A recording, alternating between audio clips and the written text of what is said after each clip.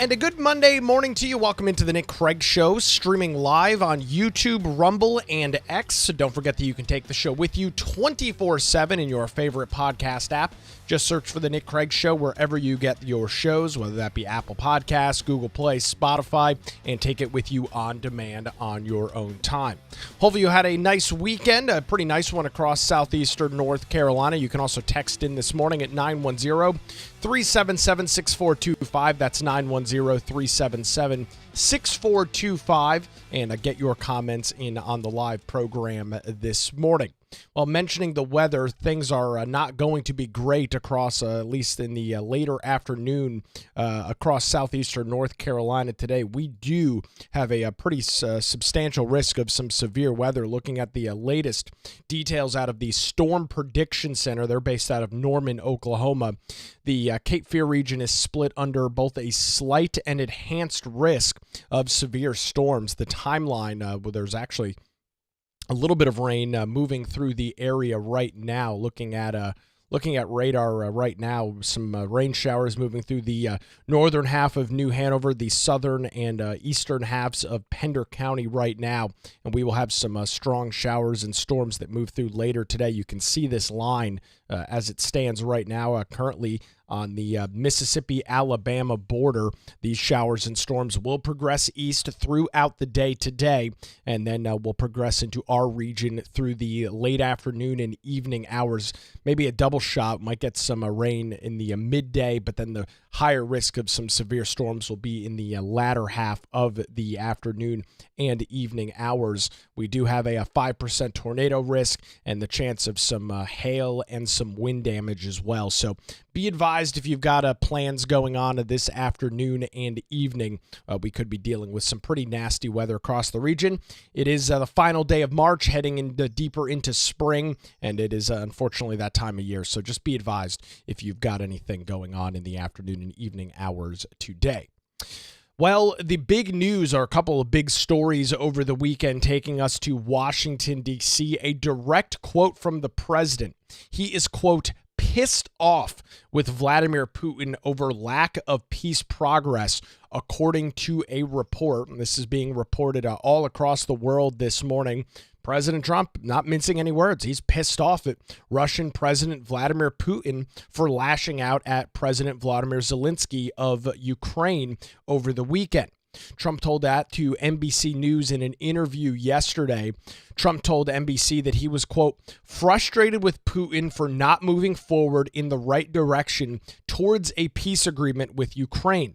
Putin disparaged Zelensky's leadership on Friday, arguing that a transnational government may be necessary for Ukraine, indicating that Zelensky is not an elected leader or should not be an elected leader, and that essentially Ukraine should not have its own sovereign government, and that some transnational group needs to move in and govern over Ukraine. Trump told the outlet, quote, if Russia and I are unable to make a deal on stopping the bloodshed in Ukraine, and if I think it was Russia's fault, which it might not be, but if I think it was Russia's fault, I'm going to put secondary tariffs on oil, on all of the oil coming out of Russia. That would be if you buy oil from Russia, you can't do business in the United States. There will be a 25% tariff on all oil, a 25 to 50% tariff. Trump nevertheless clarified that his anger will, quote, dissipate quickly if Putin does the right thing. Now, of course, last week, or 2 weeks ago, rather, Trump and Putin did speak, and there was apparently all accounts, everything from that conversation was that things went, for the most part, pretty well. That the discussion there, we mentioned last week that there was an agreement on a military ceasefire in the Black Sea. So that was progressing forward, and it seemed like things were moving in the right direction, which is really all you can ask for, right? I mean, you've had this war now brewing for years under the previous administrations, under previous world leadership. Right, you hear all of this glad handing from folks over in Europe about how they're going to step in and stop this war, yet all of them were completely MIA for the last 4 years while this thing was going on. Trump is now in the Oval Office. He is meeting with both parties. He's actually talking. I know this is going to come off as a shocking thing for you. Trump is actually talking to both parties, which is something that Biden was just unwilling to do so. And it did seem like things were progressing in the right way. And hopefully they still are. Maybe this is some, I don't even know what you describe, some misunderstanding. It seems pretty clear. Maybe these words aren't followed up by actions. But I mean, you look at this situation with Vladimir Putin. Why would he not want a peace agreement at this point? He's not going to win. His army has been battered and destroyed in the very eastern portions of Ukraine. The bloodshed is remarkable. The support of this war from the Russian people is at all-time lows. What the hell is he thinking? He's got an out here. Now, I'm sure if anything, it's his pride that is going to take the biggest bruise in all of this. He doesn't want to admit that the mighty mother Russia was unsuccessful in what should have been, if you're looking at it from a pure strategic, pure military standpoint, Russia should have steamrolled through Ukraine in like 2 weeks. I mean, if you're looking at it from manpower, from resources, from military muster, this Russia should have, if they were truly wanting to, could have easily rolled through Ukraine in the matter of just a couple of weeks. Yet that didn't happen at all. You had the incursion in the eastern half of Ukraine, and there's been a lot of standstill essentially since then. Battle lines, yes, have moved a little bit back and forth, but it's largely been stagnant for quite some time. And I'm sure it's Vladimir Putin's pride that is getting in the way right now. That he does not want to accept defeat, which is what a peace agreement will be. That does not ebb well with the image of Mother Russia and the strong Russian military and everything that he has worked on concocting over the last couple of decades that he's been in leadership in Russia. So that's probably the biggest sticking point as of right now. And the fact that now Trump is coming out saying he's pissed at Putin, and rightfully so, because Trump is trying to get this thing over with. He understands that this is not sustainable for either party. It sure as hell isn't sustainable for the United States, who has invested hundreds of billions of dollars into a never-ending, lines-not-moving war that's taking place between Ukraine and Russia. Trump is trying to end this thing. Trump is trying to get both parties to the table and get some sort of conclusion. Seemed like things were trending in the right direction, at least from the Russian side. That might be on halt right now. And what exactly Putin does here going forward is going to be very interesting. Because I'm not really sure what his game plan is at this point. I'm not sure that anybody knows what his game plan is. But these ceasefire discussions have begun taking place. Russia has been, fighting this war with no substantial progress for years. What's the holdup? That's the only that's why I'm saying it seems like it's a pride issue now more than anything else. Russia's not winning. Russia's not taking over Ukraine like they'd want. So what's the game plan? Is there going to be some big sort of recalculation on the Russian front? No, it's not going to happen. Their military is battered, beaten, and completely out on their luck. The Russian military, the young men who have gone to the front lines of this to be slaughtered month after month, year after year, the morale is atrocious. Putin's done at this point. There's no sensible way forward for him to, quote unquote, win, and I throw that in air quotes, this war. His only solution, his only path forward is a peace agreement, is a ceasefire, is some sort of treaty ending this war. And I can promise you this, he does not want to get Donald Trump on his bad side. The last thing Vladimir Putin needs right now is to have Trump, quote, pissed off at him. If he really wants to get and come to a conclusion with all of this, pissing off Trump is not the solution to it. He should take a page out of Zelensky's book from back about a month ago at this point, when he came to the United States, had that disastrous sit down in the Oval Office with Vance and Trump. You don't want to have Trump on your bad side of this. I want peace. I think the vast majority of the American people want this to be done with. And I think that you can probably say the same for the vast majority of the people in Russia and the vast majority of the people in Ukraine. Right? They want this behind them. They want to move on. They want to get back to some semblance of a normal life. And Putin acting in this manner, calling essentially Zelensky's administration fraudulent and saying some other government needs to come in and operate the country is just stupid. I mean, completely stupid. So now Trump is pissed off at Zelensky, and we'll see where that goes. Threatening tariffs on Russian oil. Trump said this, quote, "I feel like if we're in the midst of negotiations, you could say that I was very angry and pissed off when Putin said that yesterday. You know, when Putin started getting into Zelensky's credibility, because that's not going in the right direction. Do you understand?" That was in a phone interview with Kristen Welker yesterday, or on Sunday. And Trump's spot on there. We're trying to de-escalate this situation, right? We're trying to bring both parties to the table and get some sort of concessions here. Putin is screwing this up for whatever freaking reason, and now Trump's all pissed off at him.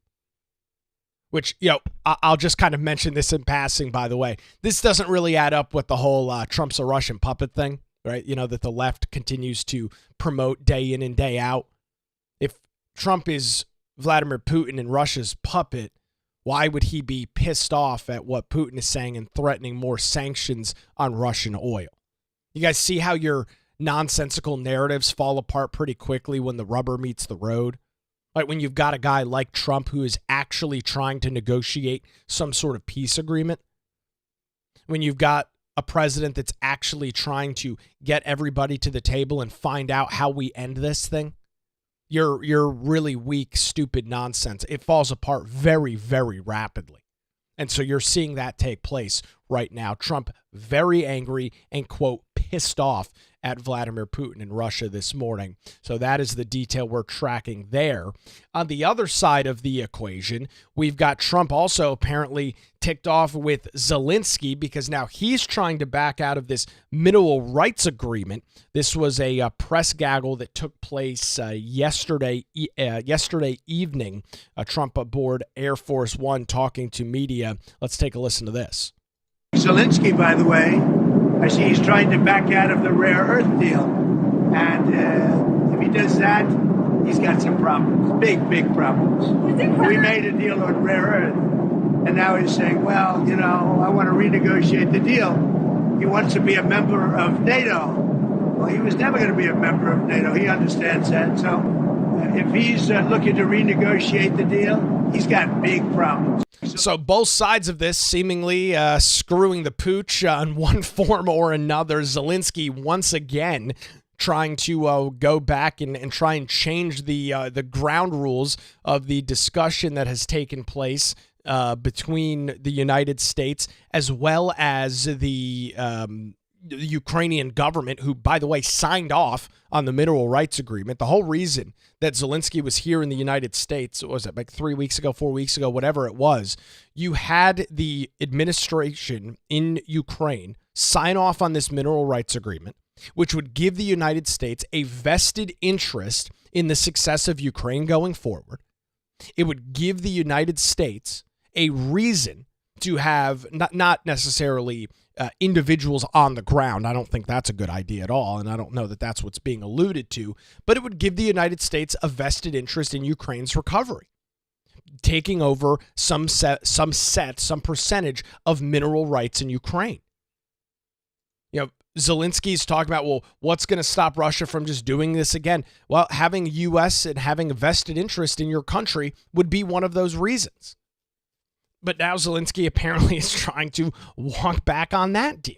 So, yeah, it really begs the question, if the United States is the one trying to bring everybody together, if the United States is the one that's leading this charge, bringing Russia to the table, bringing Ukraine to the table, getting the mineral rights deal with Ukraine, getting Russia to agree to beginnings of a ceasefire, why are both of these parties feeling the need to screw this thing up? But you've got the mediator here, which is the United States. You've got the leader of the United States in President Donald Trump, who has opened the channel of communications and who actually is moving the ball down the field in regards to this war, is actually attempting to see some sort of light at the end of the tunnel in regards to peace. And both of these leaders are simultaneously shooting themselves in the foot. You've got Putin making stupid comments about the Ukrainian government, and you've got Zelensky, who I would have assumed learned his lesson after his slapdown a couple of weeks ago, now trying to renege on parts of the mineral rights deal. And so my question this morning is, what the hell are these two guys doing? Are either of them actually interested in ending this war? Are either of them actually interested in stopping the bloodshed in their country, in their respective countries? You know, we hear all the time that this needs to end. That we hear it more from Ukraine than Russia. We don't get a lot out of the Russian president that's substantive. They're, of course, state-controlled media, very close to the vest on what gets reported. But Zelensky does his media tour all the time and talks about ending this war and talks about, freeing the people of Ukraine and so on and so forth. Then why are you playing around? Sign the freaking mineral rights agreement, shut up about it, and let's move forward. I don't get what either of these two guys are thinking at this point. If they're not careful, Trump is going to say, you know what? I'm trying. I've tried. You guys are uninterested. Keep fighting your war. Keep fighting your endless war, and keep slaughtering all of your youth. I mean, that's what I see happening here if these two parties don't get their head out of their ass and start actually working on this thing. I mean, Trump is only going to put up with this for so long. And, of course, the rest of the world, who has been silent while this thing has been brewing for 3.5 years now, they have nothing to bring to the table. They've got no bargaining chips that they can throw around. Nobody takes them seriously at all. And so it's only Trump. And it's obvious and evident based on what we've seen in less than 100 days versus what we saw for 3+ years under the previous guy and the rest of the world. So if the UK wants to solve this, if the European Union, now the great government organization that the EU is, the great one world government group that they are, if they want to solve this problem, have at it. But you guys have had years to work on this and nothing has happened. Nobody has done anything. The United States has been the primary funder of all of the defense in Ukraine. The United States is now the one that is trying to bring both sides together to have discussions. You guys are doing zilch. You've invested a half of what the United States is, yet this war is in your freaking backyard. And so what Putin and Zelensky are doing right now is unconscionable, seemingly. I have no freaking idea what these two guys are thinking. Zelensky should know better. He ran out of the White House back a couple of weeks ago for acting a fool. He's seemingly starting on that again. Putin has no viable path forward besides agreeing to an eventual ceasefire and peace deal with the United States. He's acting like a moron too. I have no idea what these guys are thinking. One thing I do know, and one thing I am very certain of, is that the morale in both of their countries are incredibly low. One thing I do know for certain is that individuals within Russia, individuals within Ukraine want this thing over with. They are done with this war. And they want both of their leaders to do the exact same thing. They want this to end. They want this to be done with. And if they're unwilling to do so, that's going to create, I don't know what kind of situation is going to unfold with that, but it seems like a complete and total disaster. So that's the latest that we are tracking this morning out of Europe. Both parties seemingly stumbling a little bit. We'll keep an eye on it and see what some of the details are. Presumably we'll get some more over the next couple of days and weeks. And again, what should the end goal be? It's very simple. Get to an agreement, get to a conclusion, and end the war between Russia and Ukraine. Trump is seemingly trying to do that. Both of these leaders are just acting like idiots, and why that's taking place, I have absolutely no idea. So we'll keep an eye on the back and forth between Russia and Ukraine. Taking a look at some news stateside this morning, a major story breaking out of New Mexico over the weekend, and as you would imagine, very little media coverage of that as a fire broke out at the entrance of a Republican party in Albuquerque, New Mexico, Sunday morning. Party officials say the fire is the case of arson. The Albuquerque Fire Rescue was called in to the GOP office in Albuquerque, New Mexico at 5:56 a.m. yesterday morning with the call of a fire.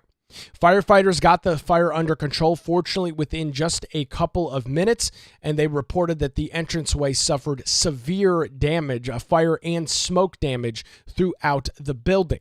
Now, why is there questions and discussions about arson? Well, you can see on the side of the building what was spray painted there. ICE equals KKK.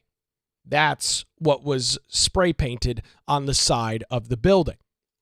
So you've got another example of Democrats, domestic terrorists, burning down buildings of a GOP. I mean, this is the picture. The front of this building is completely torched. Yet, this doesn't seem to be a big national news story this morning. And one of the things I always love looking at when I cover a variety of topics is how would the media coverage be from the other side? I think that helps me work through kind of the narratives and building as to how the various things are covered. If you had a Democrat Party office, a DNC office, or a local Democrat Party office that was firebombed and had the front of the building burned out by a bunch of MAGA chanting Republicans, you can imagine how the media would react to that situation. You can imagine how the media would cover some story like this if the shoe was on the other foot. There would be continued outrage over the president's rhetoric. There would be a question last night, right? I just played you the clip of the press gaggle on Air Force One. There would be questions about how his rhetoric as the president of the United States leads into stories like that happening, leads into that sort of domestic political domestic terrorism taking place, right? That's how the media would cover it. It would be the top story on CNN and MSNBC this morning. But because it is a local GOP office, because it is not a group of Republicans that are responsible, but in fact a group of unabashed far-left progressive radicals, well, it's not even a story. And just to prove to you how this is not even a story, you can head on over to the homepage of MSNBC this morning. Here's what's going on at MSNBC. Let's see, Elon Musk, Trump this, hypocrisy on this, how we know the unthinkable could happen in America, discussions about the FDA. Nothing on here about a local GOP office being terrorized and firebombed by the progressive left. And we'll head on over to CNN's website and, exact same story. Talking about Trump tariffs, which are set to go into effect, Elon Musk and the Supreme Court. Not seeing anything on here about a GOP office being firebombed. Not seeing anything on here about a New Mexico GOP office being lit on fire by a group of far-left progressive radicals. Nothing on here at all. And it's because the media doesn't have any standards. It's because the left is interested in one thing and one thing only. They are clearly interested in carrying water for their political party. That's it. They are only interested in that. They are only interested in providing news that is good for them and detrimental to the right. They're not interested in political violence, right? They always talk about this, and you'll always hear from the left. We need to ratchet down political tensions. We need to lower the temperature of our political environment. So where are they calling out the individuals that are responsible for spray painting a ICE equals KKK sign on the side of a GOP office and burning the building down? Where are they in regards to that? Right? If they're truly interested in stopping the political violence, if they're truly interested in lowering the temperature of politics, which of course they're not. They're the agitators behind all of it. So there's zero interest for them to discuss this.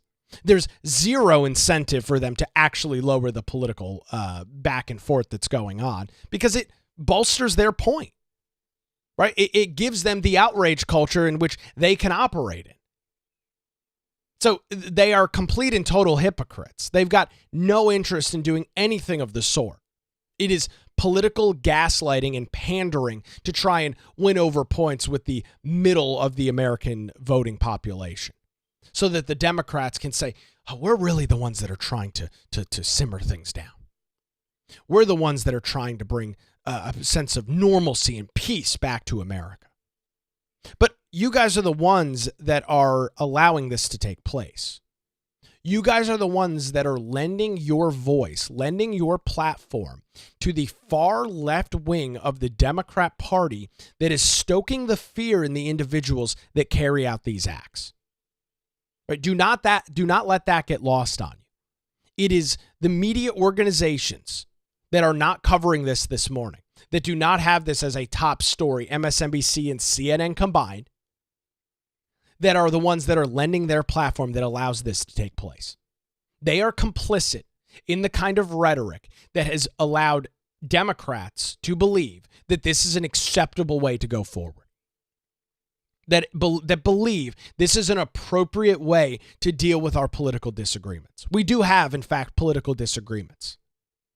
And the left-wing news outlets like CNN, like MSNBC, like the vast majority of the rest of the media publications across our country, they lend their platforms to these individuals. They lend their platform to allow the rhetoric of, oh, look at ICE. ICE is throwing out legal citizens. ICE is roaming around the United States like the Nazis did back in the 1930s. Right? These are the kinds of narratives that are falling out of these media outlets. And then lo and behold, what happens? Some deranged lunatic in New Mexico, which is a very, very far left progressive state. The lunatics in New Mexico go, okay, yeah, that's right. So let's go firebomb our local GOP office because they're supporting this. The media is absolutely complicit in these actions. The media are the ones that have been stoking this amount of fear and stoking these flames, no pun intended, for years now, going back almost a decade to late 2015. They have supported these narratives, have allowed these narratives to perpetrate unchecked. And lo and behold, what's the result when you tell people for a decade that the political party that's in opposition to them is a bunch of Nazis and racists? Well, it turns out those deranged folks on the left act out on that, and they try and burn a GOP office to the ground. They firebomb a local GOP office. So here's the response, a statement from the New Mexico State Republicans who responded to this saying, quote, "We condemn all acts of political violence and domestic terrorism. The targeted firebombings on our Republican Party headquarters is disgraceful, and those responsible must be held accountable to the fullest extent of the law. Our political and legislative process must be engaged through civic discourse and respectful debate. Actions such as these further divide New Mexicans and seek to completely undermine the very foundation of how we govern ourselves. In the wake of a prominent Democrat official calling for her supporters to be agitators, it appears some unhinged supporters took that message to heart and acted out in a violent manner. Democrats must turn down the rhetoric and restore civility to our political process." And props to the Senate Republican leadership in this statement released yesterday. And it's absolutely the Democrats' fault. They are the ones that are encouraging this to take place. I mean, look at the story. Look at the situation with Tesla that's unfolding right now, where you've had dozens of videos been released just in the last couple of days of individuals that are going towards individuals' private homes, people's private properties, and destroying their cars. Going onto somebody's private property and keying their car. Why are they doing that? Why is that taking place? Well, very simple.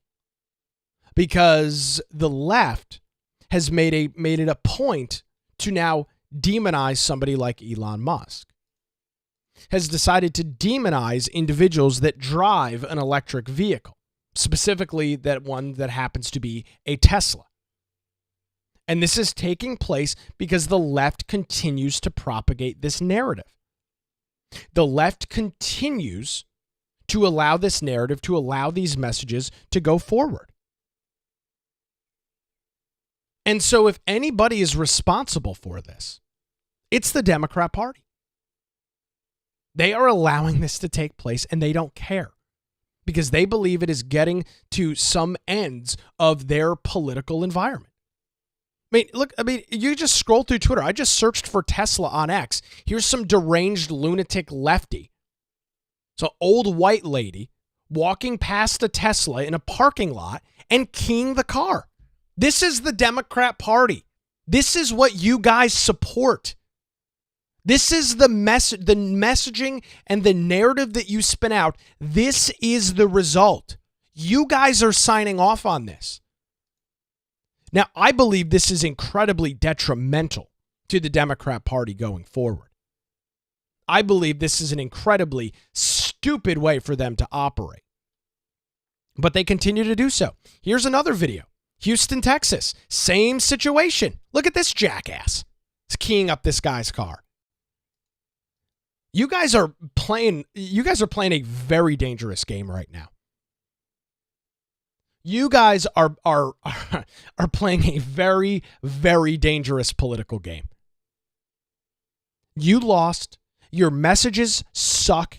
Your policies suck. Your narratives suck. The American people rejected that in November. The American people said, you guys are nuts. You guys are crazy, and we don't support you anymore. And so what are you doing as a result?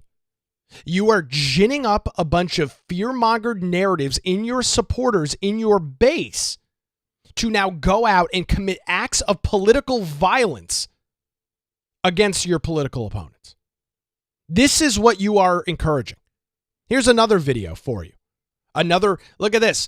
Typical Democrat, middle-aged white guy in sunglasses and a hat, taking a pair of pliers to somebody's private property. You know what's going to happen here? And hopefully it happens sooner rather than later. Is you're going to have an individual that shows up on somebody's private property to do this. And you're going to have a situation unfold where there's a confrontation that is made. Most of these Tesla videos that have taken place thus far, these cars are just parked in, they're just parked in a parking lot, right? The owner is not near the car. You're going to have a confrontation take place. And unfortunately, what's going to happen is somebody's going to get shot and killed. I mean, that's where this is trending. The eventuality here is one of these deranged leftists is going to be shot and killed on somebody's front yard for going onto their private property and destroying their car. This is the game that you guys are playing. You don't think that's going to happen? I can promise you it will. As you continue to ratchet up this sort of political rhetoric, one of your deranged leftist supporters is going to get murdered and shot on somebody's front yard. They are going to get shot in a parking lot as they're defacing somebody's private property. This is how this progresses. This amount of unchecked political violence is not sustainable. You are not allowed to go and destroy people's property because you disagree with Elon Musk. You are not allowed to go and drive an ATV into somebody's car because you disagree with them politically. That's not how our system works. But this is how the left is operating. This is what the left is doing. This is the way in which they are going about to solve their political grievances. It's incredibly short-sighted. It's incredibly stupid. And somebody is going to get shot and killed. Somebody is going to die because of this. I don't hope that happens. I don't pray that happens. I don't wish that happens, but that's what will happen. That is the process here. This is what is going to roll out when you've got individuals that deface people's private property. When you've got individuals that decide they are going to take it upon themselves to target other people. Look at this guy keying the car. Now, these people are too stupid to realize that all of these Teslas have cameras all over them. So all of these individuals are going to be arrested. All of these individuals should be arrested. But it just goes on and on and on. And look at all of these people fit the same narrative. I mean, they all just look like exactly the spitting definition of an out-of-control progressive leftist. Look at this guy ducking down next to his car before he draws something on this guy's Tesla. Very brave. Chad Reidenberg of Pennsylvania. I don't know what the left thinks the game plan is here. And I'm not attempting to wish or will anything into existence, but somebody's going to get shot and killed. And then what's going to happen? Then you're going to have a huge violent protest take place. You're going to have riots start breaking out because some poor leftist was shot and killed trespassing on somebody's property and destroying their car. This is just a recipe for disaster. This is a crash course for an unmitigated disaster. And the Democrats are signing off on it. The Democrats are okay with it. They're the ones that continue to ratchet up the narrative, continue to ratchet up the pressure. This guy, guys, this is going to come back and bite you in the ass so handedly, I can't even begin to describe it. But hey, if this is your way to win midterm elections in 2028, if this is your way to go forward with winning the presidential election in 28, winning the midterms in 26, then have at it. But I don't think defacing people's private property is a good idea. I don't think that is going to lend itself generously towards your political party. Firebombing an Albuquerque GOP office and spray painting ICE equals KKK on the side of it, this is not a good idea. This is going to end very, very poorly for you guys. But the left who claims they want to stop all of this are the same ones cheering it on. The same ones that over and over again are ratcheting up the narrative that allows this to take place. I see this coming to a bloody disaster. Really, I do. Somebody is going to be severely injured or killed taking place in one of these actions. That's what's going to happen here. And then what? Then the Democrats, of course, will glad hand over what's going on. Then the Democrats will claim, oh, it's the Republicans that need to stop this, right? That's where this narrative shifts. You'll have some guy who's probably not even political, who has to defend himself, defend his private property, and it will be the Republicans' fault that some out-of-control, deranged leftist lunatic goes into their property and attempts to harm them, harm their family, right? You don't know what's going on. You've got a guy roaming around your property in the middle of the night. Who knows what's happening? It's just a disaster that the Democrats are setting themselves up for. I don't know what they are thinking or why they believe this is a good idea, but it's going to end very, very poorly for somebody. I can promise you that. I can promise you that. So a busy news weekend across the country, busy news weekend here.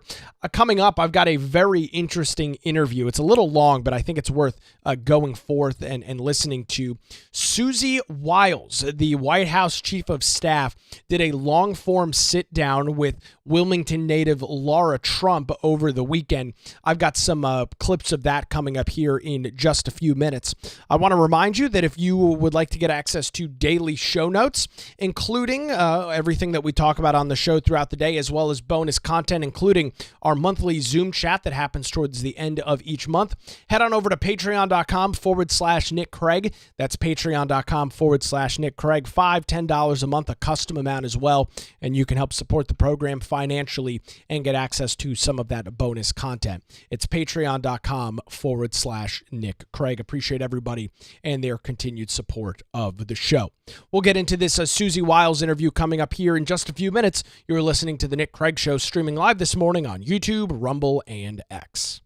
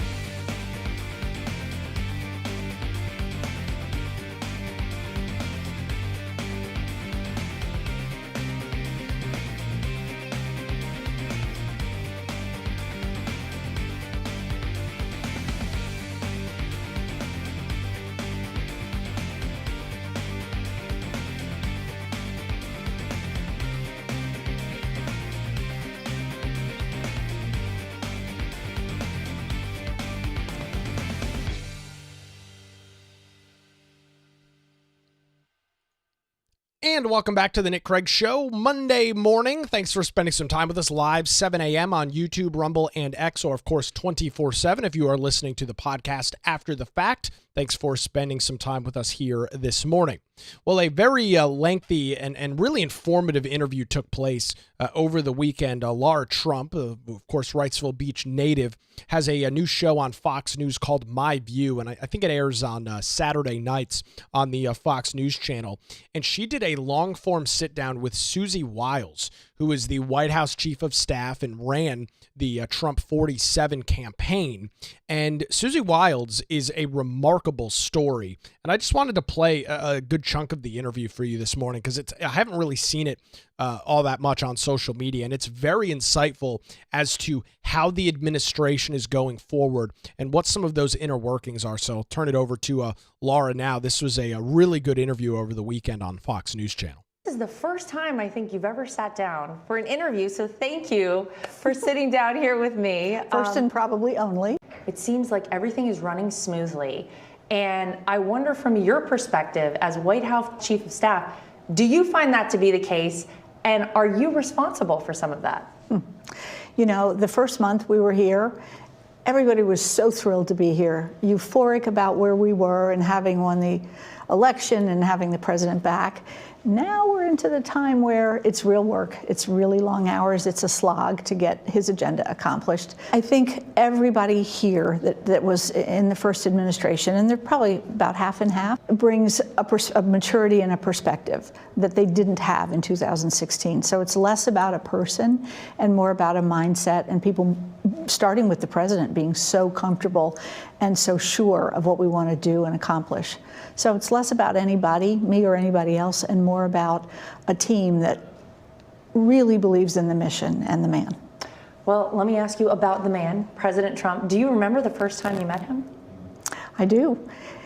Crazy, you know, you don't expect this from that, but a mutual friend asked me to go to New York and meet him, and I did in late 2015. He was very interested in Florida and what I thought his candidacy would look like there. In 16, we had a great conversation, and then about a month later, or a little bit longer, he said, "I'm putting my Florida team together. Would you like to be the co-chair of Florida?" Here I am. I imagine that a successful 100 days here, first 100 days at this White House, and overall the first 2 years is going to be very impactful for the midterms and the 28 election. We start with knowing that we have a very short time span. This 18 months is our time frame. 100 days, certainly, 6 months, a year, and 18 months are our sort of benchmark. The president came to the office knowing exactly what he wanted to do. He had 4 years to think about his agenda and what he maybe didn't do as well as he wanted to or didn't accomplish fully in the first term. So he was ready to hit the ground running, and it was our job to try to keep up. We know. You know, I'm going to pause it right there because this time frame, this 18 months, that is a very important number. And, you know, obviously Trump will be in office for 4 years, but this first 18 months, of which they're almost 3 months through at this point, that's really where everything has to get done. You have the House, you have the Senate, and of course, you've got the executive branch in the Oval Office with President Trump himself. And the fact that, of course, unlike the first administration where it was just kind of, oh my God, we won, now we've got to figure out how to, you know, run this thing and get everything together. This team is laser focused. They've got the time frame, they've got the benchmarks, they've got the numbers that they need, and they know how they have to move forward with it. And the fact that everybody seems to understand that, and that is kind of the northern star, the guiding light moving forward, I think proves why things have been so effective over just the 2.5 months that Trump's been in the Oval Office. Right? Because they know they've got such a condensed time frame. And he has surrounded himself with incredibly intelligent individuals like Susie Wiles, like Stephen Miller, like his cabinet, individuals like Pete Hegseth and Lee Zeldin and RFK Jr. and Tulsi and Cash and all of the various people that are involved. Everybody knows this time frame. Everybody knows what needs to get done, and they're working on that. And it's obvious each and every day with the president's this announcement and that announcement. I just got an email while that was playing from the White House.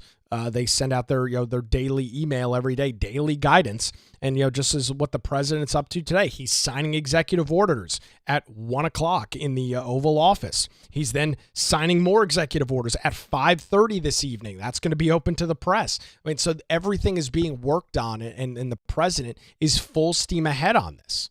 And that it's obvious that they're working under this much more compressed time frame of 18 months rather than 4 full years. More from the interview with Susie Wiles and Laura Trump. Know where our direction is. We know, we know who True North is, and every day, all day, every day, 7 days a week, that's what we're trying to get accomplished. Well, you are the first woman to ever serve in the role of White House Chief of Staff. Isn't that crazy? It's I don't think most people imagine that, but I didn't. How does that feel? It doesn't feel any different to me than anything else. I mean, I don't think I was the first woman to lead a Republican presidential campaign. I don't think I was. And when the president asked me to be his chief of staff, I didn't know that would be the case here. I just keep doing what I think is right, keep working as hard as I can, and it's working for me. Where's the left on the party of women? I mean, no props here to Susie Wiles for being the first female chief of staff. I mean, the Biden administration, of course, made big deals about all the individuals that they surrounded themselves with that fit all of these boxes and checked all of these boxes for the left. I don't see any praise on mainstream media for the first female chief of staff. It's a very progressive of the administration, I'd say. No? This is just more nonsense from the left, right? They're all about these metrics and narratives as long as they're the ones doing it. I don't believe they would give Trump or anybody in his administration credit for anything that they do, even though it might check some of those same boxes that the left cares so much about. Did you have any reservations about taking this position? No. I knew how much I didn't know, and that was my concern. Can I learn it fast enough? Can I do this job well enough to be worthy of it? And I think that's what keeps you on steroids. That's what keeps you working so hard and so fast. I didn't have a reservation, but you wouldn't be human if you didn't say you didn't have a little fear. People want to know about you, Susie. Tell us who you are. I'm a mother. I'm a grandmother. I come from a place where I really believe in the country.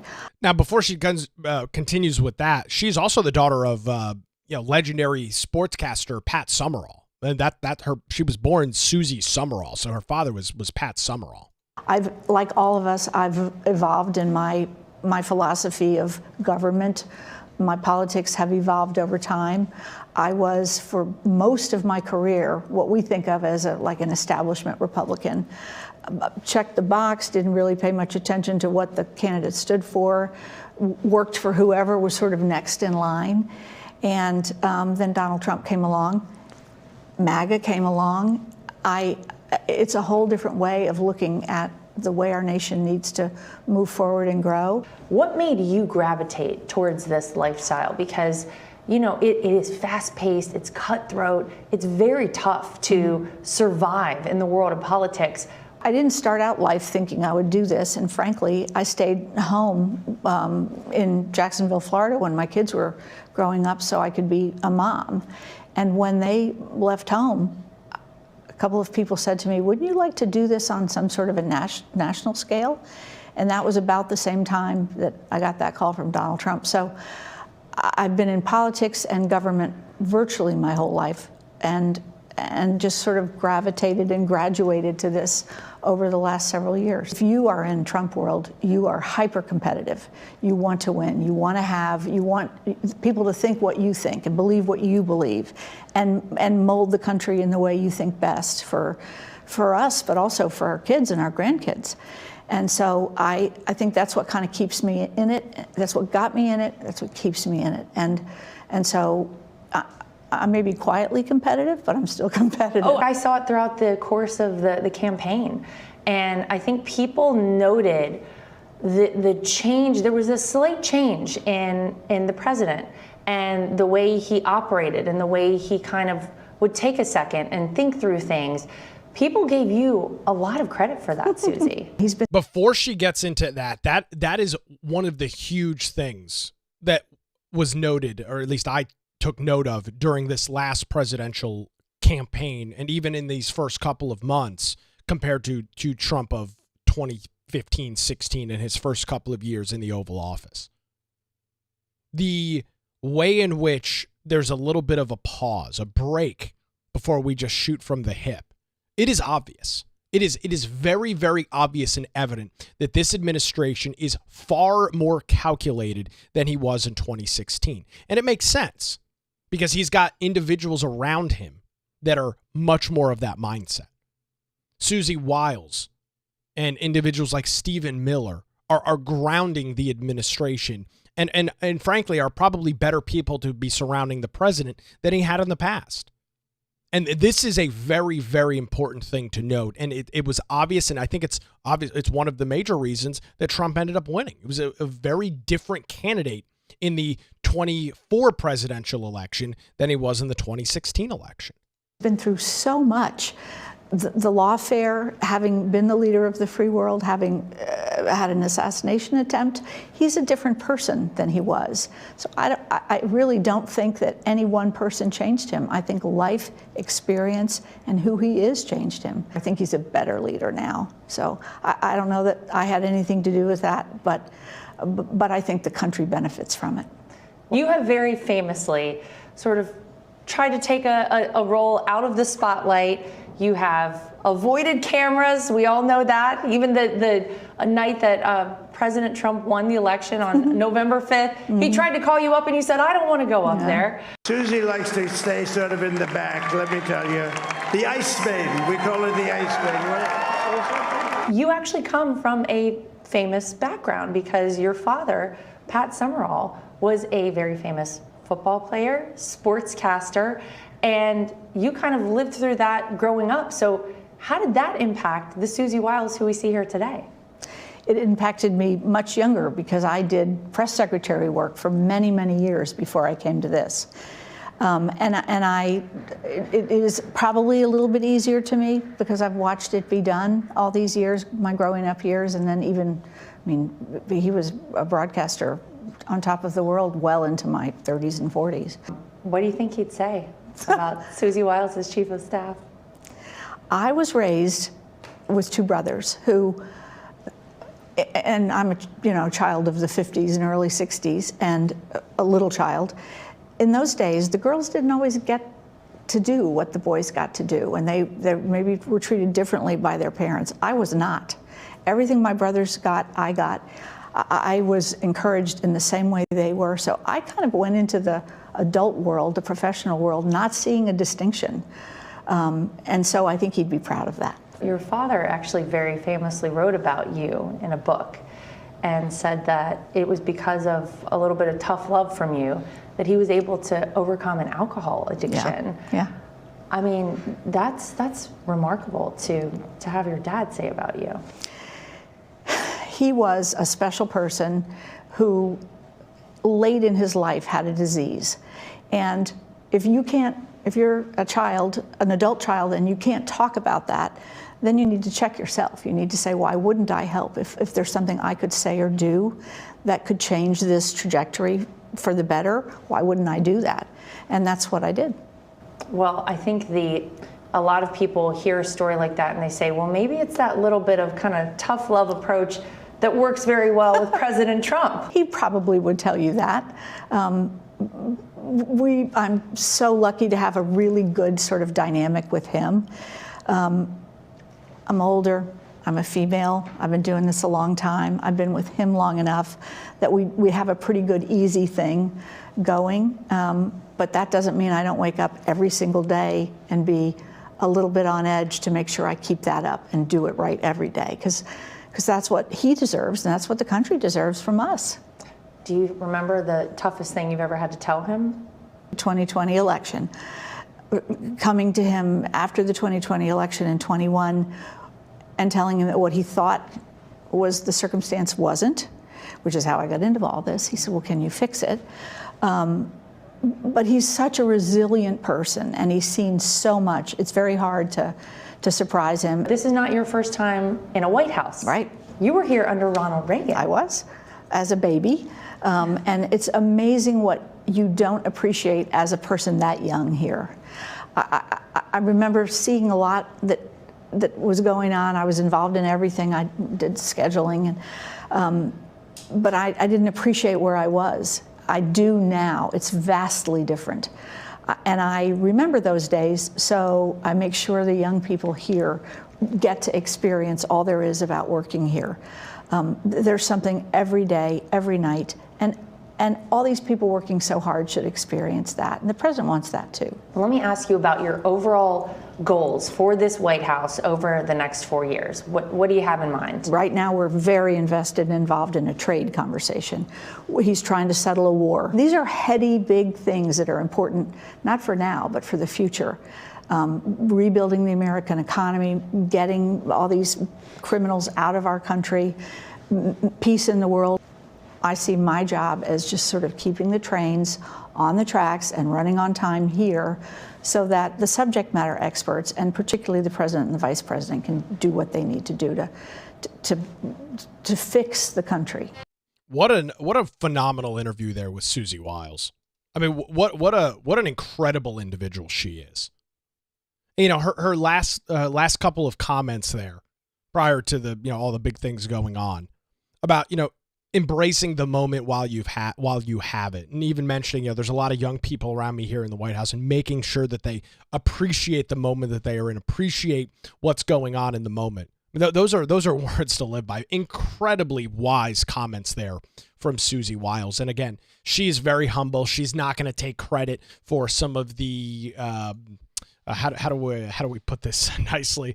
Some of the ways in which Trump is acting a little bit more calculated and put together than previous administrations, right? She's not going to take credit for that. She's an incredibly humble individual that is not going to claim that, oh, that's her doing, but in large part it is. And I'm glad that Trump has got somebody like her around him, and the results of that show and shine very clear. The results of that are very obvious when you see the president dealing with issues, when you see him talking, when you see how he portrays himself day in and day out, and how this administration portrays itself. It is very obvious and very evident that somebody like Susie Wiles has an incredible part to play in all of that. So a great interview there on the Fox News channel with Susie Wiles. We may not see anything more from her again for quite some time. She's a very closed off, behind the scenes person, but I was glad that Laura Trump was able to do that and get some of those comments out there because I think they're very, very informative and kind of shines a little bit of light onto the current administration. Well, again, heads up if you've got any afternoon and evening plans. Some severe weather expected across the Cape Fear region. Make sure you're keeping an eye on the skies. That's going to do it for a Monday edition of The Nick Craig Show. We're back with you tomorrow morning live on YouTube, Rumble, and X, and 24/7 wherever you get your podcasts. Have a great Monday.